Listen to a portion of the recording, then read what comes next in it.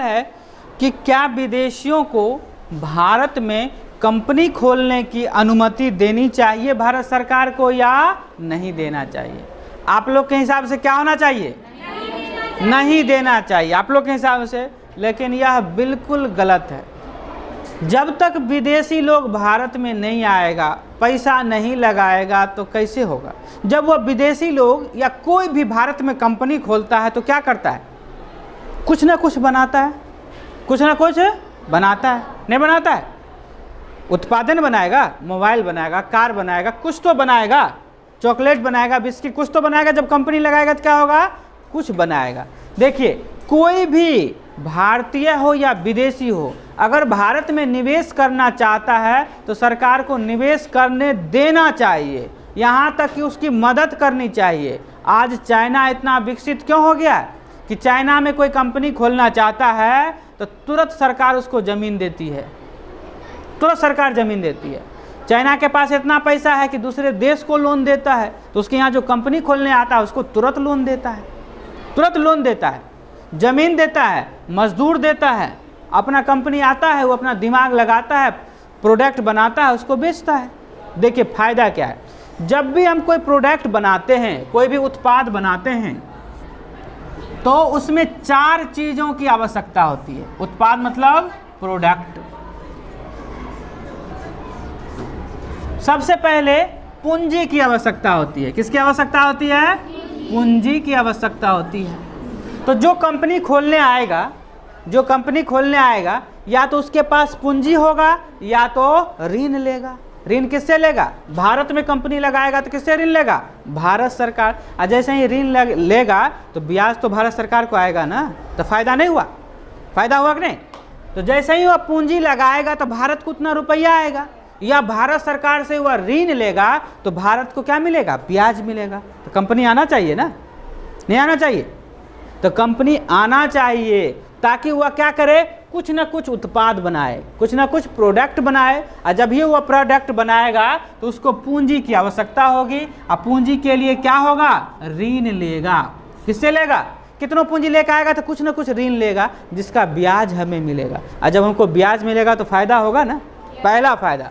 दूसरा, उसको जब वह कंपनी लगाएगा, अमेरिका से लोग आएगा तो अमेरिका का ज़मीन उठा के लाएगा? ज़मीन लाएगा तो क्या होगा? भारत में कोई भूमि लेगा, कोई स्थान लेगा ना, कोई जगह चाहिए ना उसको। जगह किसका होगा? भारत सरकार का होगा या किसी भारतीय का होगा? तो उसका रेंट देगा ना, किराया देगा ना। तो यहाँ के आदमी को फ़ायदा होगा ना। आपका 10 कट्ठा खेत लिया, जैसे आपके खेत में टावर लगाता तो आपको फ़ायदा होता है ना? नहीं फ़ायदा होता है? बहुत फ़ायदा होता है। 5,000 का महीना। 1 कट्ठा अगर ज़मीन आप किसी को देते हैं तो 1 साल में 1,000 का महीना देता है। भरना कहते नहीं कहते हैं, कुछ ऐसे कहते हैं नहीं कहते हैं, ठीक है। 1,000 का महीना देता है, और वो 5,000 का महीना देता है, 1,000 का साल देता है। 1 कट्ठा किसी को दीजिएगा तो 1,000 का साल या 1 मन अनाज देगा। आपको कोई टावर लग जाता है आपके खेत में तो 5,000 का महीना मिलता है, तो फायदा हुआ ना। तो जो क्या होगा? जगह लेगा। कोई भी कंपनी आएगा तो जगह चाहिए, मकान चाहिए, या तो खाली ज़मीन चाहिए। वह सरकारी होगा तो सरकार के खजाना में पैसा जाएगा, किसी व्यक्ति का होगा तो यहाँ के किसी आदमी को तो फ़ायदा होगा। अगर हम रुपया कमाते हैं तो आपको फ़ायदा है? बहुत फ़ायदा है, बहुत फ़ायदा। हम कमाते हैं तो पूरे गांव वाला को फ़ायदा है, पूरे ज़िला वाला को फ़ायदा है, पूरे राज्य को, पूरा देश को, सबको फ़ायदा है। उसके बारे में बताते हैं कैसे फ़ायदा होगा, पहले इसको समझ लेते हैं। तो कोई कंपनी भारत आ रही है, आपके गांव आ रही है, तो उसकी मदद करना चाहिए। क्यों मदद करना चाहिए? तो पहले प्रोडक्टे पे जाते हैं, बहुत फ़ायदा है। पहला तो वह क्या होगा? ऋण लेगा तो सरकार को इंटरेस्ट मिलेगा, किसी व्यक्ति से लेगा तो व्यक्ति को इंटरेस्ट मिलेगा, जगह लेगा तो उसका किराया मिलेगा, नहीं मिलेगा। फिर तीसरा क्या होता है? श्रमिक। क्या होगा? श्रमिक। कोई अमेरिका की कंपनी है तो अमेरिका से लेबर लाएगा? नहीं लाएगा। तो यहाँ के लोगों को क्या मिलेगा? मजदूर चाहिए ना, काम मिलेगा ना। तो आपको काम है ना चाहिए। अभी इधर उधर भटकते हैं किस लिए? रोजगार नौकरी के लिए ना, तो काम मिलेगा ना। देखिए 3 फायदा हुआ, नहीं फायदा हुआ। और चौथा देखिए, प्रोडक्ट बनाने के लिए चौथा होता है उद्यमी, जिसको कहते हैं दिमाग। तो दिमाग जो है वह कंपनी लगाएगा, लेकिन 3 चीज़ तो हमारा उपयोग करेगा, नहीं प्रयोग करेगा। और जब 3 चीज़ उपयोग करेगा तो इसका तो फायदा होगा, नहीं फायदा होगा। सरकार को कई तरह से फायदा है। मान लीजिए कि आपको ऋण से फायदा हुआ, सरकार को जगह से फायदा हुआ और यहाँ के लोगों को काम मिला, तीनों से फायदा हुआ, नहीं फायदा हुआ? तो किसी भी प्रोडक्ट को बनने के लिए ये 4 चीज़ों की आवश्यकता होती है। प्रोडक्ट जो तैयार होगा, उत्पाद जो तैयार होगा, इसमें 4 चीज़ों की अहम भूमिका होती है। कौन कौन सा? देखिए ऐसा 4 भाग में बांट देते हैं। तो एक आपको जरूरी होता है किसकी? पूंजी का। दूसरा क्या जरूरी होता है? भूमि का। तीसरा क्या जरूरी होता है? श्रमिक का। और चौथा क्या जरूरी होता है? उद्यमी, दिमाग। नहीं, ये 4 चीज़ों, किसी भी प्रोडक्ट के तैयार होने के लिए 4 चीज़ों की, हाँ, संगठन। क्या संगठन? ये 4 चीज में ही बन जाएगा प्रोडक्ट। उस आपके पास रुपया है तो रॉ मटेरियल खरीद लीजिएगा, आपके पास ज़मीन है तो फैक्ट्री लगा दीजिएगा, आपके पास मजदूर है तो काम करवा लीजिएगा, और आपके पास दिमाग है तो कैसे काम होगा सब। अब क्या जरूरत है? कोई संगठन का जरूरत नहीं है। कोई कंपनी अपने आप में ही संगठन होता है जिसमें लिखा हुआ प्राइवेट लिमिटेड। ये 4 चीज हो गया, दिमाग है, श्रमिक है, जगह है और पूंजी है, तो आप प्रोडक्ट कुछ भी तैयार कर सकते हैं। और तीसरे चीज़ों की कोई आवश्यकता अलग से नहीं है। इसमें हमारा क्या हो जाता है? प्रोडक्ट तैयार हो जाता है। मान लीजिए यह प्रोडक्ट कोई कंपनी 100 रुपया का तैयार किया। कितना रुपया का? जिसमें उसका ऋण का भी पैसा जाएगा, जगह का रेंट भी जाएगा, मजदूरी भी जाएगा, उसका फायदा भी जाएगा, सब जोड़कर उसको 100 रुपया में कोई प्रोडक्ट हुआ, तो वह क्या होगा? सर मार्केट में उतारेगा तो क्या उसको 100 रुपया में बिकेगा? सरकार उस पर क्या लगाएगी? टैक्स लगाएगी, लगाएगी ना टैक्स, तो सरकार को टैक्स भी मिलेगा। इधर से ऋण का ब्याज मिल रहा है, ज़मीन का किराया मिल रहा है, लोगों को मजदूरी मिल रहा है, अब प्लस ऊपर से क्या मिल रहा है? टैक्स। तो देखिए चाइना आज विकास इसलिए करता है कि चाइना में कोई कंपनी लगाना चाहता है, कहता है ये ज़मीन हमको चाहिए, 2 घंटा में खाली करा के दे देता है, 2 घंटा में। भारत में क्या होता है? 5 साल में खाली होगा कि नहीं? वो बिहार में और मुसीबत। कोई कंपनी है यहाँ? बिहार विकास कर रहा है? देखो गुजरात में, महाराष्ट्र में कितना सारा कंपनी प्रोडक्ट बन रहा है, तो वो विकास कर रहा है। देखिए रोड के गंदा नहीं करना चाहिए। रोड के बगल का ज़मीन आपका है, घर है, तो उसको भी छोड़ना चाहिए। इस रोड से अगर बड़ा बड़ा गाड़ी जाएगा ना तो गांव अपने विकास कर जाएगा। लेकिन गांव की मेंटलिटी क्या होती है? गांव वाला विकास क्यों नहीं करता है? कि रोडे पर खुट्टा ठोक कर गाय बांध देते हैं। अब जाने आने वाले को दिक्कत हो रहा है, इससे गाड़ी जाएगा। जो रोड जितना ज़्यादा चलेगा वह रोड देखिए ज़्यादा विकास करता है, नहीं करता है?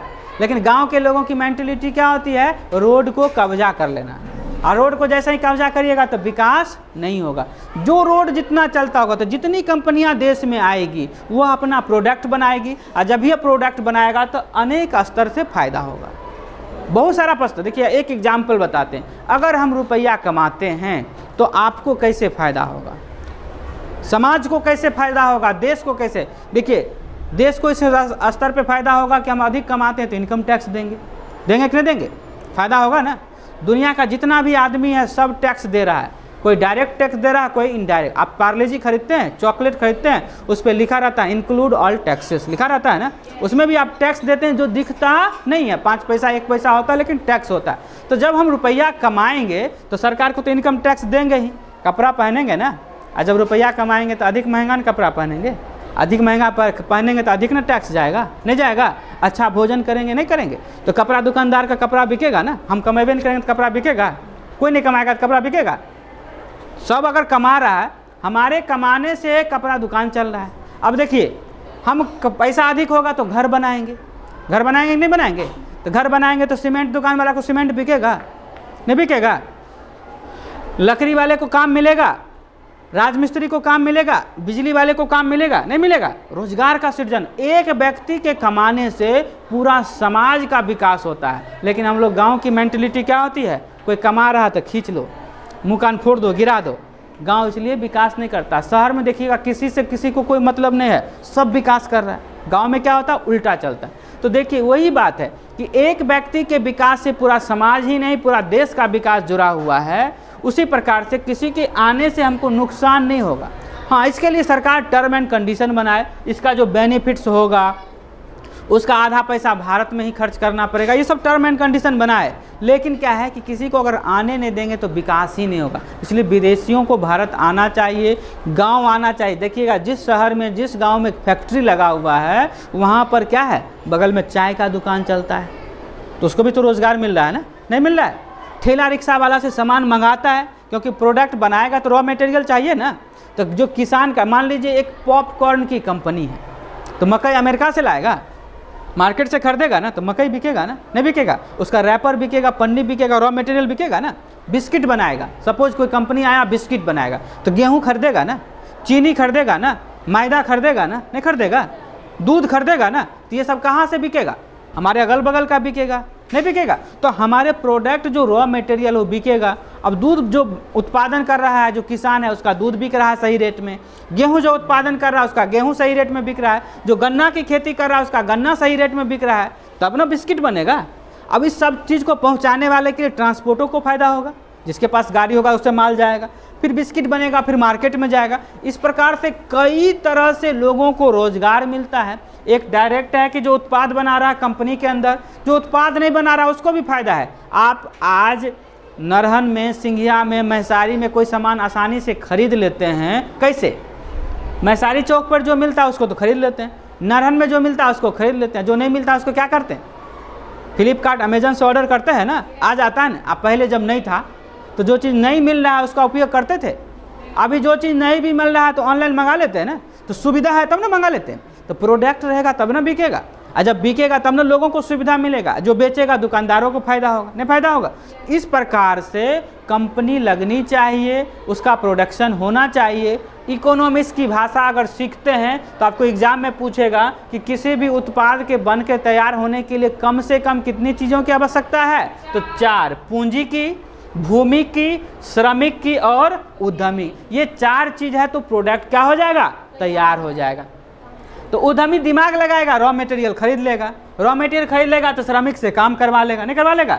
जो उसके पास ज़मीन है तो फैक्ट्री लगा लेगा, नहीं लगा लेगा, और उसके पास पूंजी है तो फैक्ट्री के सारे सामान खरीद लेंगे। तो इस प्रकार से इतना बेसिक चीज़ है तो कोई भी प्रोडक्ट तैयार हो जाएगा, उसे मार्केट में उतारा जा सकता है। अब उसके गवर्नमेंट के रूल के हिसाब से 10% टैक्स लग रहा है, 15% टैक्स लग रहा है, सरकार को भी फायदा होगा, अगल बगल के जो दुकानदार हैं उसको फायदा होगा, अगल बगल के लोग हैं उसको फायदा होगा, अगल बगल के किसान, मतलब ओवरऑल बहुत फायदा है। इसलिए कंपनी लगनी चाहिए और इसमें सबको सहयोग करना। जैसे आपके घर के बगल से अगर हाईवे गुजर जाए तो आपको फायदा नहीं है? बहुत फायदा। उस पर रोड पे दुकान खोल लीजिएगा तो बिक्री बढ़ जाएगा। और यहाँ ऐसे रहेगा तो कोई आएगा? अगर रोड ये चालू रोड रहे, आप किराना का दुकान खोल लेते हैं, पान का ही दुकान खोल लेते हैं, चाय का है, तो अधिक बिक्री होगा ना। लोग चौक चौराहा पे दुकान क्यों खोलता है? क्योंकि रनिंग हुआ, रोड क्या है, चालू है, अधिक रनिंग है। और गाँव में खोलते हैं तो कम बिक्री होता है ना, नहीं बिक्री होता है। तो जो अधिक चालू रहेगा वहाँ अधिक अच्छा व्यवसाय होगा। तो ये सारे दृष्टिकोण से विदेशियों को भारत आना चाहिए और उसके टर्म एंड कंडीशन भारत सरकार को लगाना चाहिए। लेकिन अगर कंपनी नहीं आएगा तो फ़ायदा, जैसे 4G नहीं था अपने यहाँ उपलब्ध, तो बात करने में वीडियो कॉलिंग होता था, लेकिन 4G आया तो लोग खरीदा ना, नहीं खरीदा, उसका उपयोग किया। तो इस प्रकार से कंपनी आनी चाहिए और प्रोडक्शन होना चाहिए, क्योंकि आपको आगे पढ़ाएंगे किसके बारे में, जीडीपी के बारे में। किसके बारे में पढ़ाएंगे? Gross domestic product. कोई कम, इसी से किसी देश की आत्मनिर्भरता तय होती है। तो जब ये विदेशी कंपनी आए, कोई कंपनी आएगा भारत में प्रोडक्ट बनाएगा तो जीडीपी में आएगा ना। और जब जीडीपी में आएगा तो हमारा देश ग्रो करेगा ना। ऋण से, फलना से भी फायदा हो रहा है, हमारा जीडीपी उठेगा, नहीं होगा? उठेगा तो हम विकास करेंगे। आपके गांव में कॉलेज खुल जाता तो सुविधा हुआ ना। आप लोग यहाँ हाई स्कूल +2 हो गया तो सुविधा हुआ ना, दूर नहीं जाना पड़ा। आपको लगता नहीं है, लेकिन आप इतना ही काम के लिए आप समस्तीपुर जाते, रोज़ दिन 10 रुपया खर्च करते जाने में और आने में, तो महीना में 300 खर्च हो जाता, नहीं खर्च हो जाता? एक साल में 3600 रुपया खर्च हो जाता। अभी 100 विद्यार्थी यहाँ बैठे हुए हैं, 100 विद्यार्थी जाते, 3600 आपको गुना करिए 100 से, तो 2 जीरो बैठा देंगे। 100 से गुना करेंगे 2 जीरो बैठेगा। इकाई दहाई सैकड़ा हज़ार 10,000 लाख, अरे ये गांव से 3,60,000 भाग जाता है। किस में? ऑटो में। 10 रुपया मिनिमम कॉस्ट के, 10 रुपया से कम में जाते समस्तीपुर नहीं जाते। और 10 रुपया को गुना कर दिए महीना से, तो 300 का महीना हुआ, और 300 को साल से गुना कर दिए, 3600 हुआ। बढ़ते 3600 होगा ना। 100 विद्यार्थी से गुना कर दीजिए कि 3,60,000 महिसारी का चल जाता है, पेट्रोल डीजल में उड़ जाता है। यह मिनिमम 10 रुपये हम समस्तीपुर कोई नहीं जा सकते। देखने में तो लगता है 10 रुपया लग रहा है, लेकिन ये बहुत बड़ा। उसी प्रकार इनकम भी थोड़ा थोड़ा ही आता है, और जब अधिक संख्या में आने लगता है तो देश विकास कर जाता है। ज्ञान भी उसी प्रकार से रोज दिन थोड़ा थोड़ा सीखिए ना, बहुत हो जाएगा। जैसे थोड़े में 10 रुपया खर्च किए, कहाँ चल गया? 3,60,000 चल गया। बहुत बड़ा लग रहा है ना। ऐसा एक स्कूल से ऐसा प्रत्येक पंचायत में बहुत सारे हाई स्कूल प्लस 2 खुल गए। कितना पैसा बच रहा है? बहुत पैसा बच रहा है। तो ये एक छोटे छोटे बचत या छोटे छोटे खर्च बहुत मायने रखते हैं। तो इसलिए कंपनियां लगनी चाहिए, कॉलेज बनने चाहिए, यूनिवर्सिटी बनने चाहिए, जिससे हमारा क्या होगा? अनेक तरह से विकास होगा।